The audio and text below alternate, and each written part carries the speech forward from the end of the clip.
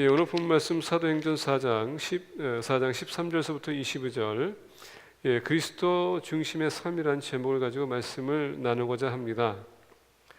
오늘날 기독교인 그러면 많은 사람들이 오해를 하는 것 같습니다. 그리고 더 나아가 그리스도인 해도 많은 사람들이 오해를 하는 것 같아요.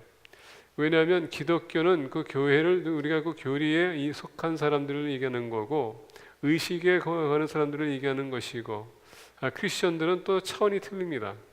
그러다 보니까 우리 크리스천들이나 기독교인이라 했을 때 영어로 보게 되면 똑같은 단어지만 크리스티애니티를 그동안 우리가 잘못 본 것 같아서 같이 먼저 이 크리스천이라는 것이 뭔가를 우리가 먼저 다시 해석하고 그 다음에 그리스도의 중심의 삶이 무엇인지 우리가 같이 말씀을 통해서 보길 원합니다. 먼저 우리가 보기 위해서 사도행전 11장 26절을 잠깐 보겠습니다. 사도행전 11장 26절. 사도행전 11장 26절.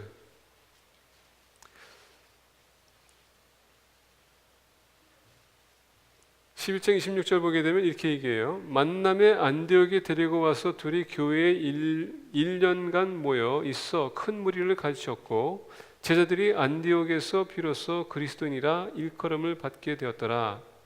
영어를 보게 되면 And when he found him, he brought him to Antioch. So for a whole year, Barnabas and Saul met with the church and taught great numbers of people. The disciples were called Christians first at Antioch.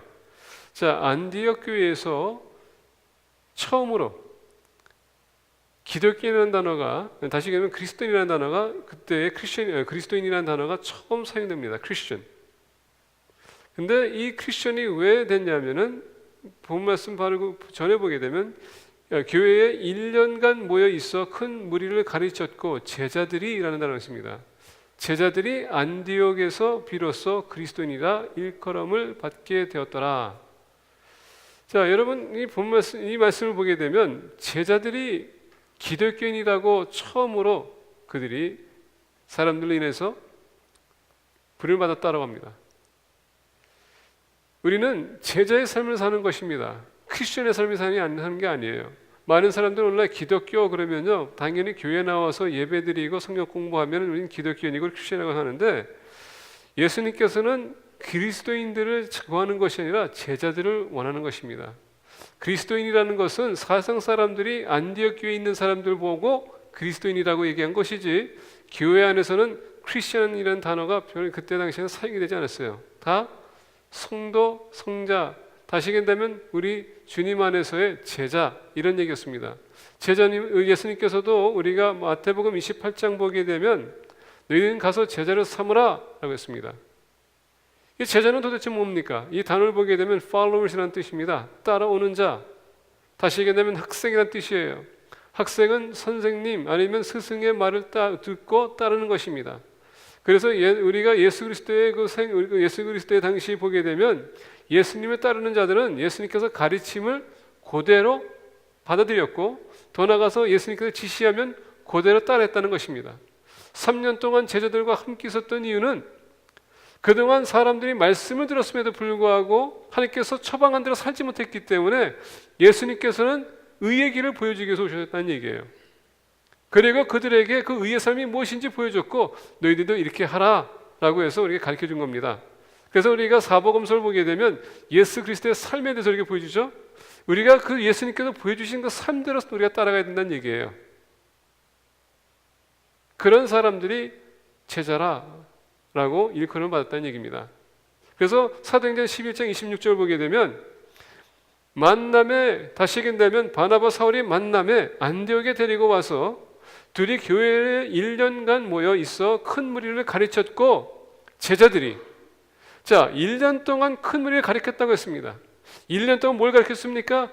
도에 대해서 말씀에 대해서 하느님의 말씀에 대해서 그리고 의인의 삶이 무엇인지 가르쳐줬고 그들이 1년 동안 먹고 생활하면서 그들에게 보여줬다는 얘기입니다. 그것을 따라왔던 자들이 제자요. 그리고 안디옥에 있던 사람들이 이들을 처음 보고 크리스천이라고 불렀다는 것입니다. 그래서 오늘날 크리스천이라고 했을 때 교회에 나와서 예배드린다고 해서 크리스천이 아닙니다. 헌금했다고 해서 크리스천이 아니에요. 성경책을 들고 다닌다고 해서 크리스천이 아닙니다. 예수님의 삶을 본받아 따라가는 사람이 크리스천이라고 얘기할 수 있는 것입니다. 근데 오늘 많은 분들이 이 크리스천을 오해하는 것 같습니다. 왜? 우리가 그런 삶을 보이지 못하고 있기 때문에. 예수님께서 처방한 말씀의 삶이 처방한 삶이 아니라 우리의 개인적인 삶을 살다 보니까 세상 사람들이 볼 때에 우리의 삶과 또 그들이 들은 얘기를 봤었을 때 일치가 되지 않아요. 그러다 보니까 기독교인이 적은가? 크리스천이 적은가? 예수 믿는 사람들이 적은가? 혼동이 오기 시작합니다. 또 남미에 가게 되면 본인들이 스스로가 뭐라고 부르냐면 캐톨릭을 부릅니다. 그렇다고 해서 그들이 미사를 가냐? 안 가요. 1년에 한 번 갈까 말까. 근데 부모님이 천주교인이기 때문에 본인들은 까톨리코라고 부릅니다. 소위 까톨리코. 나는 천주교인이다. 그럼 물어봅니다. 미사를 가냐? No. 그러면 어떻게 너가 까톨리코냐? 부모님이 다니시니까. 하나의 그냥 명칭을 우리가 그냥 타이틀을 우리가 붙일 때가 많다는 얘기입니다. 이렇게 기독교인이 잘못 비춰지고 있다는 얘기입니다. 요새 기독교 그러면요 이런 얘기를 잘 많이 하는 것 같아요. You're so innocent, you're so pure. 비웃음으로 비아냥하기 위해서 너는 정직하다, 너는 정결하다 이렇게 얘기합니다. 왜냐하면 우리의 왜냐하면 우리는 계속 사람들에게 무엇이 바른가를 얘기해 주지만은 우리 스스로 살지 않기 때문에 비웃는 식으로 얘기할 때가 많다는 얘기예요. 우리도 타협하면서. 그래서 오늘날 기독교인들이 많은 오해를 받고 있습니다. 크리스천들이 많은 오해를 받고 있어요. 교회가 많은 오해를 받고 있습니다. 만약에 우리가 예수 그리스도의 중심의 삶을 산다면 오해는 조금 덜 받을 거예요. 더 많은 핍박을 받을 것입니다. 그래서 오늘 우리 본 말씀을 통하여서 그리스도의 중심의 삶이 무엇인가 같이 우리가 보길 원합니다. 여러분 2005년도에 아주 유명한 가수가 탄생됐습니다. 캐리 언더우드. 아마 잘 아실 거예요. 컨트리 뮤직 싱어입니다. 2005년도에 아메리칸 아이돌에서 그가 탑으로 나왔습니다. 2년 후에 그가 AMC 어워드를 탔고요. 그 2년 만에 똑같은 해에 CMT 어워드를 탔습니다. 컨트리 뮤직에서 가장 최고의 어워드를 그가 2개를 다 거머쥐었어요. 근데 이 어워드보다도 이 캐리 언더우드의 노래가 한참 유행했던 것이 있습니다. 그것은 뭐냐면 Jesus take the wheel. 예수님 내 운전대를 잡아주세요 라는 노래를 불렀습니다. 예, 기독교인이죠. 근데 그 첫 번째 그 가사를 보게 되면 이렇게 얘기합니다. Jesus take the wheel. 예수님 이 핸들을 잡아주세요. 내 손에서 잡아주세요. Cause I can do this on my own. 나 혼자 할 수 없습니다. I'm letting go. 나는 이 손을 놓겠습니다. 나는 풀어놓겠습니다. 그렇기 때문에 저에게 다시 한번 찬스를 주세요. 기회를 주세요. 저를 이 길에서 구원해 주세요. 저의 핸들을 잡아주세요. 인생이 힘들고 어려운 걸 본인이 알고 있고 본인 스스로 갈 수 없다는 것을 알고 있어서 어떻게 합니까? 주님, 저를 이끌어 주세요라는 얘기입니다. 저를 인도해 주세요. 주님 그리스도의 중심의 삶은 뭡니까? 내 삶을 주님에게 맡기는 것입니다. 그리고 주님께서 나를 인도해 주세요. 내 삶을 주관해 주세요. 나를 주님이 원하는 대로 사용해 주세요. 이게 그리스도의 중심의 삶이라는 것입니다. 그리스도의 중심의 삶, 그 삶은 어떤 것인가? 오늘 본 말씀 보게 되면 13절부터 14절에 이렇게 얘기합니다. 그들이 베드로와 요한이 담대하게 말함을 보고 무엇을 말했습니까? 바로 우에게 보게 되면 그리스도의 구원에 대해서 얘기했습니다. 복음을 선포했다는 얘기예요. 담대하게 그들은 선포했습니다. 그리스도의 중심의 삶은 우리가 말씀을 듣고 그것을 받아들이고 그 들음으로 말면 믿음이 왔다면 그 믿음에 있어서 여러분 그 말씀을 우리가 더욱더 확신을 가지고 우리는 선포해야 된다는 얘기예요. 대충 하다 보면은 듣는 사람으로 하여금 우리가 얼만큼 믿음에 도달했는지 알 수 있어요. 그리고 우리가 어떻게 복음을 제시하느냐에 따라서 우리의 믿음이, 우리가 그 믿음의 그 말씀에 대한 확신이 있는지 없는지 본인들이 다 알 수 있습니다. 오늘 본 말씀 보니까 그들이 베드로와 요한이 담대하게 말함을 보고 그들을 본래 학문 없는 범인으로 알았다가 이상히 여기며 자, 평범한 사람을 봤습니다. 그걸 범인으로 봤습니다. 그리고 이 베드로와 요한이 지금 병든 자를 치유했거든요. 그래 평범한 사람이라고 생각했는데 어떻게 이런 기적이 나타날 수 있을까? 더 나아가 말씀을 선포하는데 그동안 본인이 들어보지 못한 말씀이고 더 나아가서 그들의 마음의 심령을 찔렀던 그런 말씀을 선포하다 보니까 이들이 놀란 거예요. 얼마나 충격적이었을까? 그러다 보니까 전에 예수와 함께 있던 줄도 알고 이제 보니까 이 자가 바로 이들이 바로 예수 그리스도와 함께 있지 않았는가? 제자는 주님과 아이덴티파이가 된다는 얘기입니다. 예수님이 돌아가시고 부활하셔서 승천하시고 난 후에 이 제자들은 여러분 이제 홀로 계십니다. 그러면서 복음을 외쳤어요. 근데 여기서 이적과 기적이 나타나기 시작합니다. 그걸 보는 순간에 베드로와 요한을 이들이 보면서 뭡니까? 이 자들이 바로 주님과 함께 있지 않았던가? 그리스도의 중심의 삶. 우리 주님과 여러분 같이 아이덴티파이가 된다는 얘기예요. 사람들이 성경을 읽을 때에 그 만난 주님과 마찬가지로 우리를 볼 때에 그 이미지가 우리에게 반영이 된다는 얘기입니다. 그게 그리스도의 중심의 삶이에요. 자, 그러면서 14절 보니까 또 병 나은 사람이 그들과 함께 서 있는 것을 보고 비난할 말이 없는지라. 병든 자를 보면서 치유가 됐습니다. 그동안 이런 기적도 없었습니다. 근데 예수님께서 이 베풀었던 그 기적이 바로 베드로와 요한에게도 나타나기 시작했다는 얘기예요. 어떻게 이런 일이 있을까? 베드로와 요한, 그들의 그리스도의 중심의 삶은 어떤 중심의 삶입니까? 여기서 보게 되면 섬김과 희생의 삶이라는 것입니다. 섬김과 희생의 삶. 우리 주님을 위해서 보상을 받는 것이 아니라 이런 학대와 이런 여러분 혼란을 그리고 이런 어려움을 겪고 있음에도 불구하고 끝까지 예수 그리스도를 선포하고 치유하는 사역, 섬기는 사역. 이게 그리스도의 중심의 삶입니다.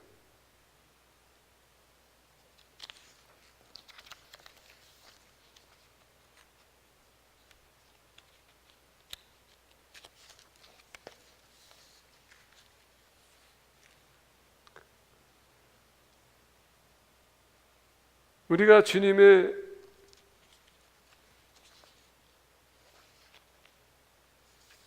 제자라면 반드시 주님께서 하셨던 그 삶, 그 자체를 우리가 따라하는 것입니다. 우리가 마가복음 10장 43절부터 45절 보면 이런 말씀이 있습니다. 너희 중에는 그렇지 아니할지니 너희 중에 누구든지 크고자 하는 자는 너희를 섬기는 자가 되고. 자, 제자들 중에서 누가 더 나은 자가 그리고 주님의 우편에 좌편에 앉을 것인가, 이것을 그들이 여러분 말싸움이 있었었는데 주님께서 그것을 들으면서 얘기합니다.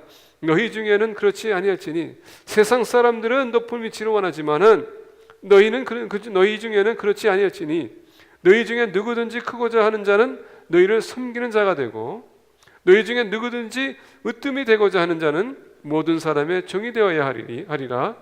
인자가 온 것은 섬김을 받으려 함이 아니라 도리어 섬기려 하고 자기 목숨을 많은 사람의 대속물로 주려 함이니라.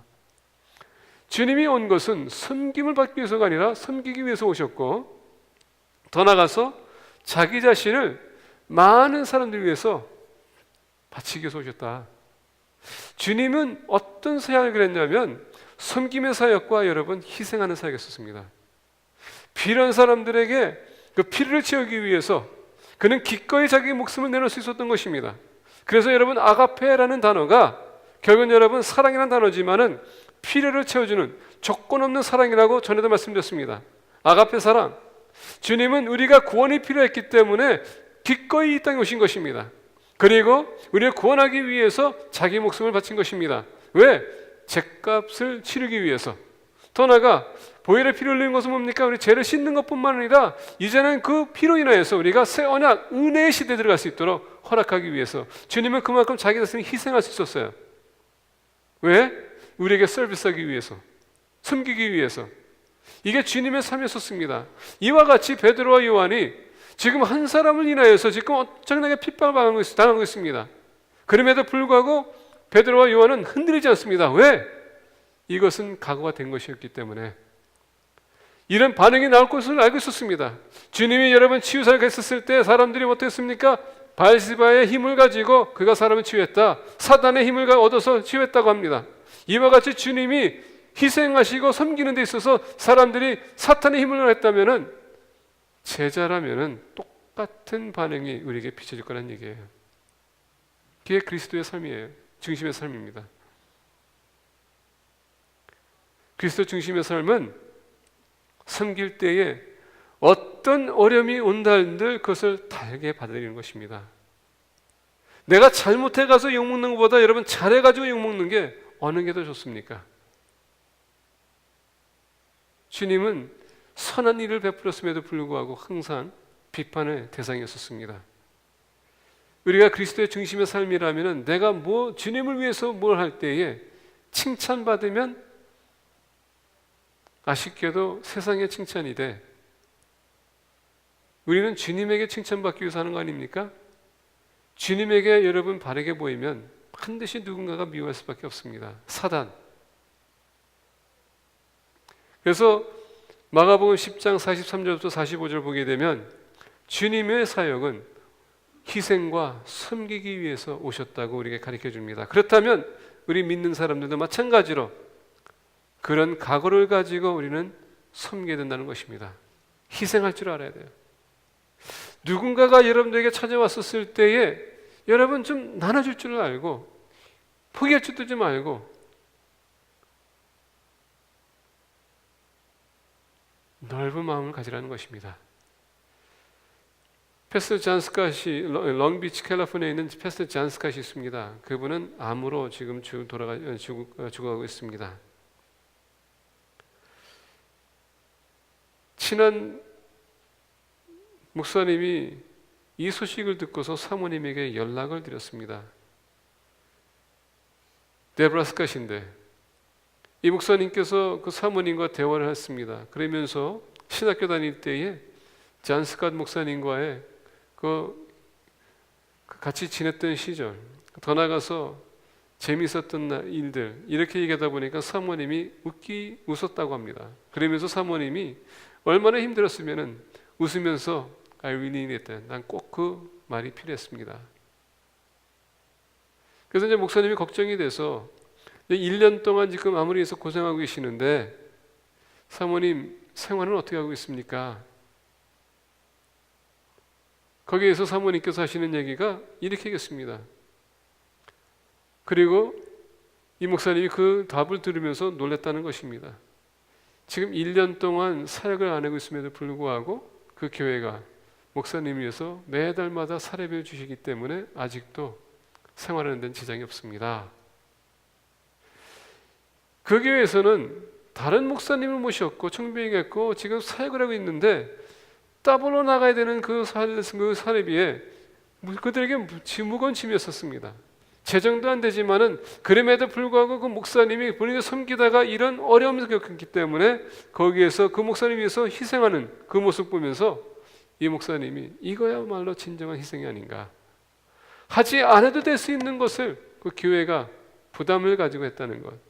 여러분, 그들은 그것을 인해서 하느님에게 칭찬받고 더 나아가 기쁜 일을 했다는 것입니다. 이게 그리스도의 중심의 삶이에요. 나를 바라보는 것이 아니라 주님을 바라보고 주님의 나라를 바라보는, 그리고 그것을 위해서 우리가 희생할 때에 주님만 기뻐하는 것이 아니라 우리 영원히 기뻐하는 것입니다. 여러분들은 무엇을 희생할 수 있을까요? 여러분들은 무엇을 위해서 섬길 수 있을까? 그냥 아이디얼하게 주일날 나오셨다 예배드리고 그냥 가는 게 전부입니까?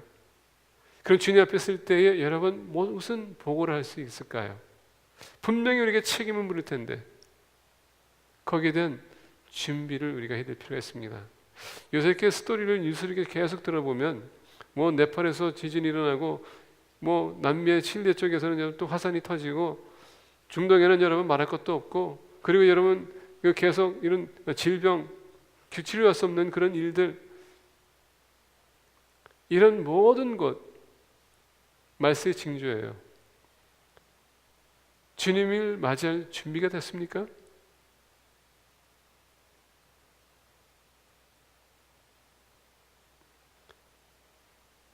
그리스도의 중심의 삶은 희생하고 섬기는 것.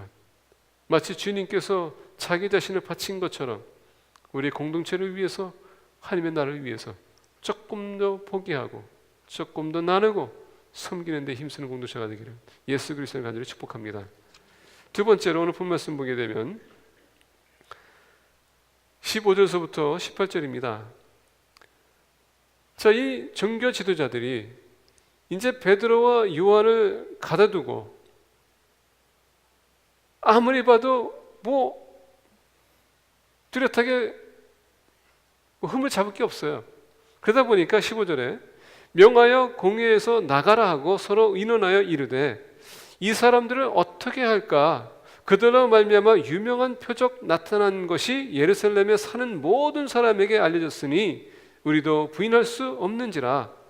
이것이 민간에 더 퍼지지 못하게 그들을 위협하여 이후에는 이 이름으로 아무에게도 말하지 말게 하자 하고 그들을 불러 경고하여 도무지 예수의 이름으로 말하지도 말고 가르치지도 말라 하니. 자, 그리스도의 중심의 삶은 두 번째, 우리 옆에 있는 주변에 있는 사람들에게 부담을 주는 것입니다. 어떤 부담? 거룩한 부담. 거룩한 부담. 내가 주님의 중심의 삶을 살면 내 삶 그 자체가 여러분 예수 그리스도를 반영하기 때문에 믿지 않는 사람들 하여금 거북해질 수밖에 없어요. 왜? 내가 주님의 삶을 산다면 거룩한 삶이요 여러분도 정결한 삶이기 때문에 나는 말을 할도 행동을 할 때에 항상 바른 행동을 할 것이고 옳은 행동을 할 것입니다. 그러면 죄인들은 그것을 봤었을 때 위협이 생겨요. 그러다 보니까 믿는 사람들이 나가게 되면 핍박을 당하는 이유는 당연한 것입니다. 왜? 진리를 모르는 사람은 진리 바깥에 있기 때문에 그들은 기준이 없어요. 근데 진리를 있는 사람들은 기준이 있기 때문에 우리 삶도 자체도 기준이 있는 안에서 우리가 살 수밖에 없습니다. 자, 그러면 기준이 안 되는 사람과 기준이 맞는 사람과 같이 만나게 되면 어떻게 됩니까? 부딪힐 수밖에 없어요. 이런 일이 생길 수밖에 없습니다. 그러다 보니까 오늘 본 말씀 보게 되면 자 15절에 명하여 공회에서 세느드림입니다. 이들이 모여가지고 이제 베드로와 요한에게 얘기합니다. 이제는 더 이상 예수 그리스도의 이름에 가르치지 말라. 왜? 위협을 받는 것입니다. 지금 베드로와 요한이 계속 그들이 했던 생활대로 계속 산다 보면 결론적으로 사람들이 듣고 어떻게 합니까? 따라갈 거란 얘기예요. 그러다 보니까 위협이 올 수밖에. 우리가 나가서 전도하게 되면 여러분 세상 사람들이 전도하면서 그 영혼이 주님께 다시 돌아올 때에 그 영혼이 주님께 돌아오는 동시에 그 사람의 친구들은 우리를 되게 미워합니다. 왜? 동료를 잃었기 때문에. 그게 당연한 반응이에요. 그러다 보니 계속적으로 기독교인들은 핍박당할 수밖에 없고요. 오늘날 중동에 보게 되면 많은 기독교인들이 그렇게 핍박당하고 순교당할 수밖에 없습니다. 왜? 그들과 우리의 영이 틀리기 때문에 컴패러블하지가 않다는 얘기입니다.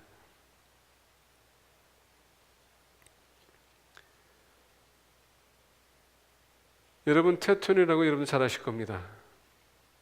터널 브로드캐스팅 네트워크. 그분이 이런 얘기했습니다. Christianity is a religion for losers. Christianity is a religion for losers. 여러분 루서가 뭔지 아시죠? 루서라는 것은요 세상에 가치가 없는 사람들 것이란 얘기예요. 왜 이런 얘기했냐면 이렇게 얘기합니다. I don't want anyone to die for me. 나를 위해서 누군가 죽이는 것을 원치 않는다. 주님이 우리 위해서 돌아가셨잖아요. 그거 원치 않는다는 얘기예요. 더 나가서 I had a few drinks and a few girlfriends and if that's gonna put me to hell, then so be it. 내가 몇 잔을 마셨고 여자친구가 몇 명 있었다고 해서 그것이 나를 지옥으로 인도한다 한다면 그렇게 가겠다. 이렇게 얘기했습니다. 얼마나 기독교를 오해하고 있습니까? 오늘날 그리스도의 중심의 삶을 우리가 잘못 이해하는 것 중에 또 한 가지 뭐냐면 이거 하면 안 돼, 저거 하면 안 돼 계속 우리가 제지합니다. 술 마시면 안 돼, 담배 피면 안 돼, 뭐 이거 해도 안 돼, 저거 해도 안 돼, 거기 가면 안 돼 이런 것을 우리가 계속적으로 여러분 우리가 제지합니다. 그러다 보니 어떻게 합니까? 이걸 듣는 사람으로 하여금 용납이 안 돼요. 이해가 안 됩니다. 이해가 안 되는 사람에게 이거 하지 마 저거 하지 마다 보면 그냥 당연히 사람들이 반응은 거부 반응이에요. 성경에서 술 마시지 말라는 말이 있습니까? 술 취하지 말라는 말이 있습니까? 성경에서 담배 피지 말라는 얘기 있습니까? 있습니까? 없는 걸 가지고 우리가 지금 부수적인 걸 가지고 우리가 따질 때가 많아요. 근데 여러분 중요한 건 뭔지 아십니까? 영생이 중요한 것이지 구원이 중요한 것이지 그건 부수적인 것이에요. 우리가 예수 그리스도의 복음을 전하고 그 사람이 예수님을 영접하고 그리고 말씀을 그가 접하기 시작하고 성령님께서 임재하셔서 그를 조금씩 변화시켜주면 얘기를 안 해도 성령님께서 그 애를 감동할 거라는 겁니다. 자동적으로 본인이 끊을 거예요. 우리가 갑자기 의인이 돼가지고 저주하기 시작하게 되면 그걸로 인해서 테너 같은 사람이 나타나가지고 그래 나 몇 잔 마셨어, 나 여자친구 몇 명 있었어, 그게 만약에 지옥으로 간다면 나 지옥 가겠어. 이게 세상 사람들의 반응이라는 얘기입니다. 그래서 기독교인들이 오해를 받는 것이에요. 그리스도의 중심의 삶은 여러분 주님께서 어떻게 합니까? 그렇게 하지 말라. 죄인이 있는 곳에 그들을 가서 같이 올렸었습니다. 그리고 그들이 이해했어요. 주님이 얼마나 여러분 휴머가 많으신 분인지 아십니까? 주님이 농담도 하세요.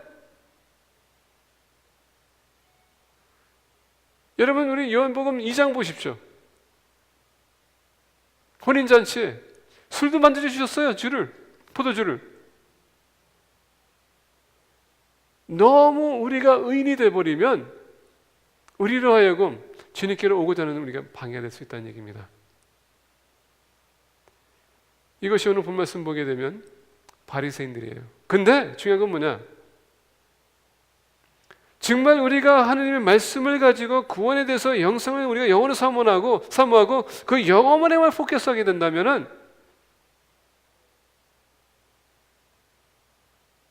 영원히 우리에게 오기 때문에 주님께로 오기 때문에 당연히 세상은요 영적인 전투가 있어서 우리를 미워할 수밖에 없어요. 사단이 가만히 있을 수가 없습니다. 왜 사단의 역할은 한 영혼이라도 주님께 지옥으로 인도하기 원하는 것이 그의 사명이 그의 사역이고 우리는 반면에 주님께로 인도하는 사역을 해야 되기 때문에 부딪힐 수밖에 없습니다. 그래서 영적 전투예요. 사단의 독사의 자식들하고 주님께서 이 종교 지도자에게 지적했습니다. 왜? 주님께로 오고자 하는 그 영혼들을 가로막고 있었기 때문에. 근데 한 영혼이 주님께로 간다면은 당연히 옆에 있는 사람이 부담이 되겠죠. 믿지 않는 사람에게 부담이 되는 것입니다. 그리스도의 중심의 삶은 내가 주님과의 바른 관계를 갖고 그리고 내가 말씀대로 살아가게 되면 빛이 않는 사람들은 당연히 여러분 거기에 위협을 받을 수밖에 없습니다. 그런 사람이 그리스도의 중심의 삶을 사는 것입니다. 내가 어디 갔었을 때에 내가 위협적인 인물이 되지 못한다면 내가 사람들에게 임팩트하는 삶이 되지 못한다면 그거는 주님과의 관계가 something wrong 이라고 우리가 볼 수 있어요. 내가 사람들에게 여러분 쉽게 타협하면은 거기에 대한 신앙을 다시 한번 점검해 볼 필요가 있습니다. 누가 농담했는데 그 농담이 듣기 좋다 보니까 계속 그 농담에 동참한다면 그것은 그리스도의 삶이 아니에요. 중심의 삶이 아닙니다. 누가 가스불이 퍼뜨리고 시작하는데 여러분 그게 좋아서 거기 계속 남아 있는다면 그건 그리스도의 중심의 삶이 아니에요. 누가 비난하기 시작하는데 여러분 거기서 나도 계속 그 사람 비난한다면 그리스도의 중심의 삶이 아닙니다. 그리스도의 중심의 삶은 내가 거기 있을 때 그 사람을 하여금 진리가 비춰지기 때문에 부담을 가질 수밖에 없어요. 그래서 내가 올 때에 다 차단하기 시작합니다. 그래서 어떨 때 이렇게 보면은 대화 중에서 어떤 분이 얘기합니다. 이제 그만하시고 이제 건설적인 얘기를 합시다. 그런 사람들은 정말 바람직한 사람인 것 같아요. 막 비난하고 있는데 이제 주제를 바꿔서 다른 얘기를 합시다. 그런 사람들이 어떤 사람입니까? 미움을 받는 사람이에요. 바로 베드로와 요한입니다. 그리스도의 중심의 삶은 진리를 벗어났었을 때 바르게 잡아주는 것이 주님의 중심의 삶을 사는 사람들이에요. 그래서 당연히 옆에 있는 분들에게 부담을 주는 겁니다. 세 번째로 그리스도의 중심의 삶을 보기 원합니다. 19절서부터 22절이에요. 베드로와 요한이 대답하여 이르되 하나님 앞에서 너희의 말을 듣는 것이 하나님의 말씀을 듣는 것보다 옳은가 판단하라. 우리는 보고 들을 것을 말하지 아니할 수 없다 하니 관리들이 백성들 때문에 그들을 어떻게 처벌하지 방법을 찾지 못하고 다시 위협하여 놓아주었으니 이는 모든 사람이 그 된 일을 보고 하나님께 영광을 돌림이라. 이 표적으로 병 나은 사람은 40여 세나 되었더라. 자, 21절 보게 되면 관리들이 백성들 때문에 그들을 어떻게 처벌하지 방법을 찾지 못하고 찾지 못하고 다시 위협하여 놓아주었으니 이는 모든 사람이 그 된 일을 보고 하나님께 영광을 돌림이라. 자, 여러분, 우리를 인하여서 계속 핍박하는 사람이 있고 여러분 있는 반면에 우리로 인하여서 하나님에게 영광을 돌리는 사람이 있다는 것입니다. 중요한 건 뭐냐? 내가 어떤 환경 속에서 누굴 만나냐, 어떤 상황에 우리가 어떤 상황이 있든 예수 그리스도의 편에 설 거냐 아니면 세상 사람의 편에 설 거냐, 이것이 뚜렷하게 구별될 때에 하나님에게 영광이 될 수 있고요, 사람에게 영광이 될 수 있습니다. 근데 19절과 22절을 제가 포커스하기 원해요. 베드로와 요한이 대답하여 이르되 하나님 앞에서 너희의 말을 듣는 것이 하나님의 말씀을 듣는 것보다 옳은가 판단하라. 자, 이 바리새인들과 이 종교 지도자들, 지금 베드로와 요한을 훈계하고 있는데 지금 베드로와 요한이 대답하기를 오히려 하나님 앞에서 너희의 말을 듣는 것이 하나님의 말씀을 듣는 것보다 옳은가 판단하라.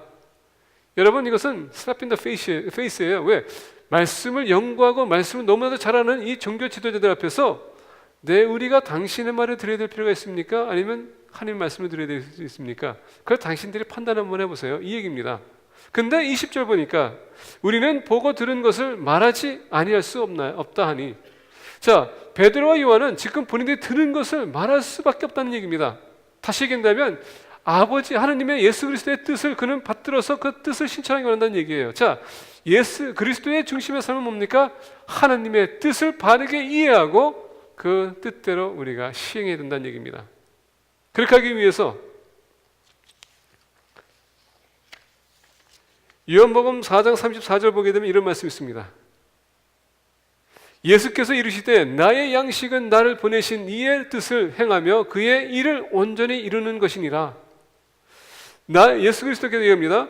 이르시되 나의 양식은 나를 보내신 이의 뜻을 행하며 그의 일을 온전히 이루는 것이니라.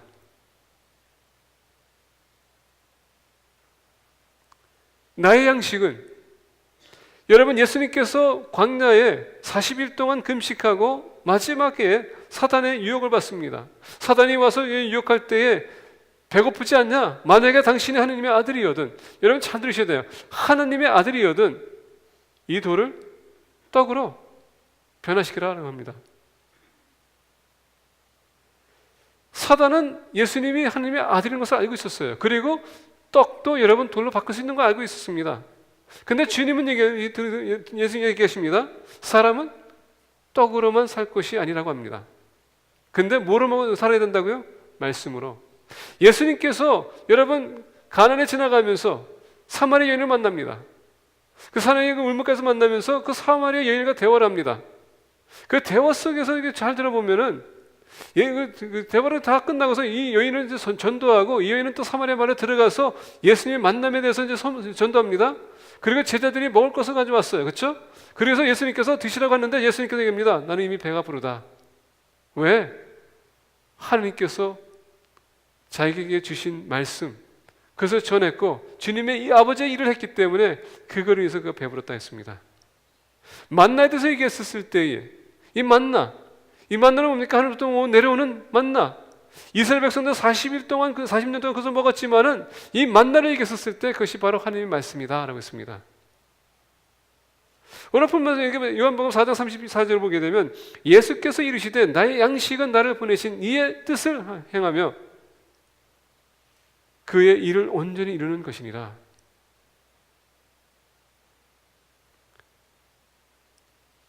뜻이 뭡니까? 말씀을 선포하는 것. 그래서 우리가 주님의 제자가 되는 것입니다. 제자가 되어야지만 나가서 우리가 또 제자를 삼을 수 있는 것입니다. 그리고 예수님께서 우리에게 가르친 것 우리 또한 어떻게 합니까? 가르쳐 지키게 하는 것입니다. 그게 하나님의 뜻이에요.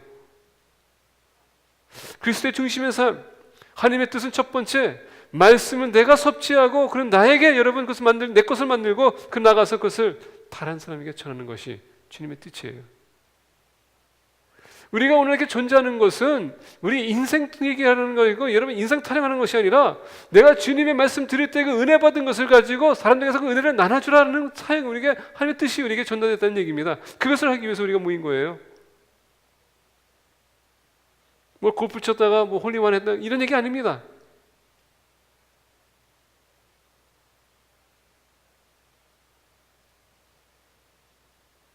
저 처음 교회 나갔었을 때 여자 여러분 꼬시 나갔다고 저는 얘기하지 않습니까? 그게 아니에요. 어떤 사람들은 남자 헌팅 한다고 교회 나가는 사람도 있어요. 그것도 아닙니다. 교회는 주님을 만나고 주님 말씀을 듣고 말씀을 듣는 것을 내가 이제 실천하기 위해서 배움의 시간이에요.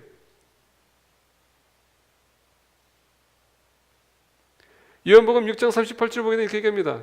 내가 하늘에서 내려온 것은 내 뜻을 행하려 함이 아니요 나를 보내신 이의 뜻을 행하려 함이니라. 내가 하늘에서 내려온 것은 잘 들으셔야 돼요. 내가 하늘에서 내려온 것은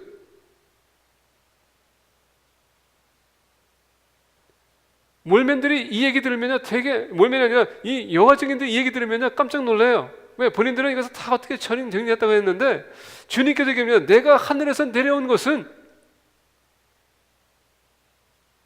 바로 하나님이세요. 하늘에서 내려온 것은 내 뜻을 행하려 함이 아니에요. 예수님께서는 자기 다시 피었었을 때 아버지의 뜻대로 하기 위해서 오신 것입니다. 그건 뭡니까? 인류를 구원해서 아버지께로 인도하는 것. 그게 주님의 사역이었어요. 우리는 영혼에 대한 관심을 가져야 된다는 얘기입니다. 그들이 지금 얼마나 위험에 빠져 있는지 죽음의 길을 가고 있는지 그들을 주님께 인도하는 것이 아버지의 뜻이에요. 우리가 여러분 거듭난 것은 이제 옛삶이 아니라 새로운 삶입니다. 그 새로운 삶은 뭡니까? 이제 우리가 천국 시민이 된 거예요. 천국 시민이 된 사람들은 주님이 아버지께서 아들을 보낸 것처럼 우리가 보냄받았으면 뭡니까? 영혼을 주님께 다시 인도하는 것이 우리의 사역이에요. 그래서 예배와 기도와 모든 것 이게 지금 천국에 들어가기 위한 준비 작업이라고 했지 않습니까? 연습이에요. 그래서 교회에 나와서 그리고 세상에 나갔었을 때에 여러분 세속화, 인본주의에 세속화된 그런 것에 여러분 미혹되지 마십시오. 여러분들은 믿음을 끝까지 지켜야 됩니다. 그러면서 빛과 소금의 역할을 하는 겁니다. 요한복음 9장 4절 보게 되면 때가 아직 낮임에 나를 보내신 이의 일을 우리가 하여야 하리라. 밤이 오리니 그때는 아무도 일을 할 수 없느니라. 여러분 심판의 날이 가까울 텐데 그때는 일할 수 없어요. 지금 우리가 일할 때입니다. 무슨 일? 영혼 구원. 주님의 나라를 확장시키는데 우리가 최선 다하는 겁니다. 오늘 보면 사도 예수님께서 요한복음 4장, 6장, 8장, 9장 보게 되면 모든 것이 하늘나라에 해당된 것이지 이 세상에 해당된 것이 아닙니다. 그리스도의 중심의 삶은 내 생각은 이 세상에 살고 있지만 항상 여러분 하늘나라를 내가 항상 인식하고 살아가야 된다는 얘기예요. 내가 하늘나라의 백성이면, 하늘나라의 시민이면, 하늘의 자녀면 내 생각은 마치 내가 하늘나라에 있는 것처럼 생각하면서 행동하고 우리가 삶을 실천하는 겁니다. 또 다시 한번 여러분에게 리마인드 시켜야 됩니까? 우리가 예수 그리스도를 영접하는 순간에 너는 구원 받았다. 과거예요. 이미 우리 영혼은 이미 입력이 돼 있어요. 영의 세계에서는 벌써 이미 여러분 모든 게 다 끝났어요. 우리는 지금 하나님과 함께 있습니다. 지금 우리가 이 지구에 살고 있기 때문에, 이 시간 안에 살고 있기 때문에 나는 그 과정을 가는 것 뿐입니다. 그러면 하느님의 자녀라면 벌써 이미 여러분, 하느님의 영의 세계는 시간 개념이 없어요. 벌써 우리는 하느님과 함께 있다는 얘기입니다. 그래서 이 컨셉트가 이거예요. 내가 너 안에, 너가 내 안에. 하나님 아버지가 우리 하나 된 것처럼 우리 또한 하나. 이게 여러분 영의 세계의 컨셉트예요. 육의 세계의 컨셉트가 아니라. 그래서 그리스도의 중심의 삶은 항상 천국을 우리가 염두에 두고 우리가 이 현실에서 살아가는 겁니다. 우리가 형제자매 만났었을 때에 천국에 염두에 두고 여러분 그들에게 대할 때에 함부로 대하지 마십시오. 인간적으로 대하지 말라는 것입니다.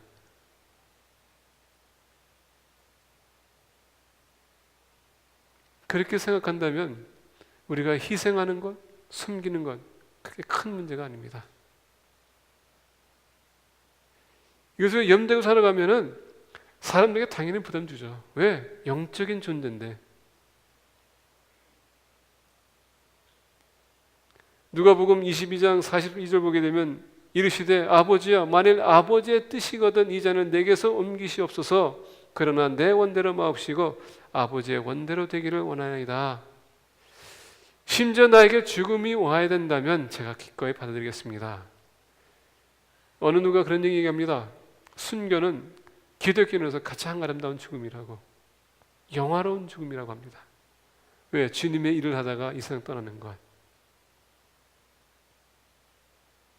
근데 이 순교가 가장 아름다운 죽음이라면 순교라는 단어 우리가 다시 한번 해석한다면 전도의 삶이라는 얘기예요. 왜냐하면 증인이 순교라는 단어에서 파생되거든요. 그게 그리스도의 중심의 삶이에요. 그래서 오늘 본 말씀 다시 돌아가는데 우리는 보고 들은 것을 말하지 아니할 수 없다. 아니, 우리는 오로지 주님의 뜻을 실천하겠습니다. 그리고 내가 들은 바, 내가 본 바 말씀하겠습니다. 그래서 필리핀 침례의 식구 여러분, 주님을 만나기 위해서 노력해야 돼요.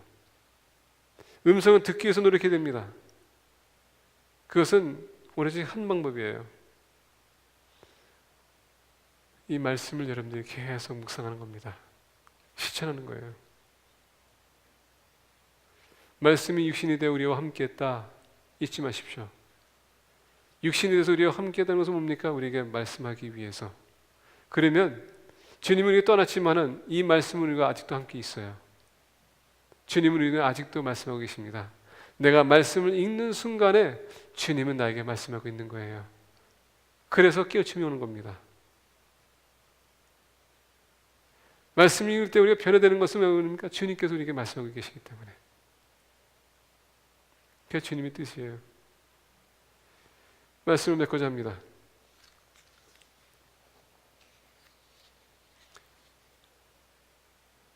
오늘 많은 분들은 주님의 뜻에 대해서 좀 오해하는 것 같습니다. 잘못 이해하는 것 같아요. 그리고 잘못된 하나님의 뜻을 우리가 인식하고 살아갈 때가 많습니다. 내 주관대로, 내 생각대로, 내가 해석하는 대로 이게 하나님의 뜻이라고 움직이는 사람도 있습니다. 만약에 거기에 나라는 자가 들어갔다면 여러분 하나님의 뜻은 아닙니다.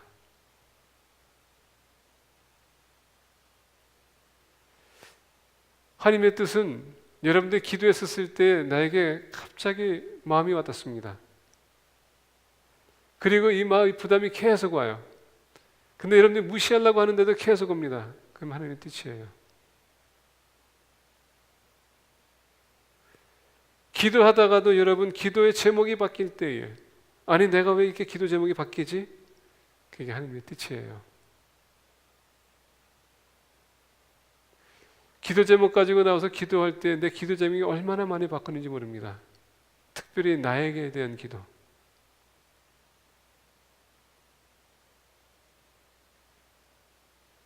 그러면서 회개의 기도가 더 많이 나와요. 그런 성령님께서 여러분들 지금 말씀하고 계십니다. 지금 이 기도 제목이 중요한 게 아니라 이게 더 중요하다. 말씀을 읽는데 여러분 그 말씀이 계속 여러분들 집중하게 계속 여러분의 마음을 끌어줍니다. 그리고 덮었는데도 그 말씀이 계속 생각이 나요. 하나님께서 여러분들에게 말씀을 주시는 겁니다. 많은 분들은 주님을 체험하고자 하는데 여러분 이런 것이 주님을 체험하는 거예요. 막 그냥 기적이 팍 이건 아닙니다. 이거는 믿음이 연약한 사람이 믿음을 성장하기 위한 하나의 방법이지 터도 아니고 들도 아닙니다.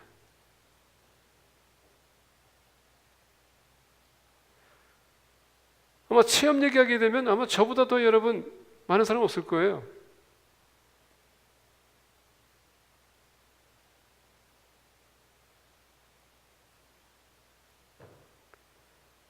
저에게 무슨 something이 생길 때마다 저는 체험합니다.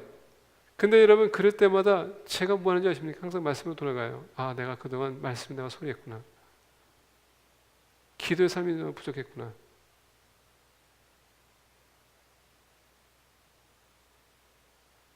하나님의 뜻을 여러분들의 뜻으로 여러분들 오해하지 말라는 얘기입니다.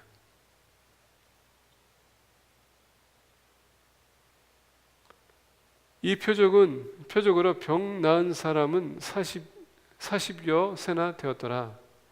이 표적 하나 때문에 종교 지도자들은 발칵 뒤집혔습니다. 근데 베드로와 요한은 이 사건으로가 아니라 오늘 본 말씀 19절과 20절에 얘기합니다. 베드로와 요한이 대답하여 이르되 하느님 앞에서 너희의 말을 듣는 것이 하느님의 말씀을 듣는 것보다 옳은가 판단하라. 우리는 보고 들은 것을 말하지 아니할 수 없다. 표적과 기적이 아니라 보고 들은 것, 이게 여러분 가장 핵심적이라는 겁니다. 그리스도의 중심의 삶은 뭡니까? 말씀적인 삶, 말씀 중심의 삶. 이거 외에는 더 큰 게 없습니다. 그래서 듣고 보기 위해서 말씀을 계속 집중적으로 여러분의 삶에 증하시기 바랍니다. 기도하겠습니다. 다 같이 이루셔서 기도하겠습니다.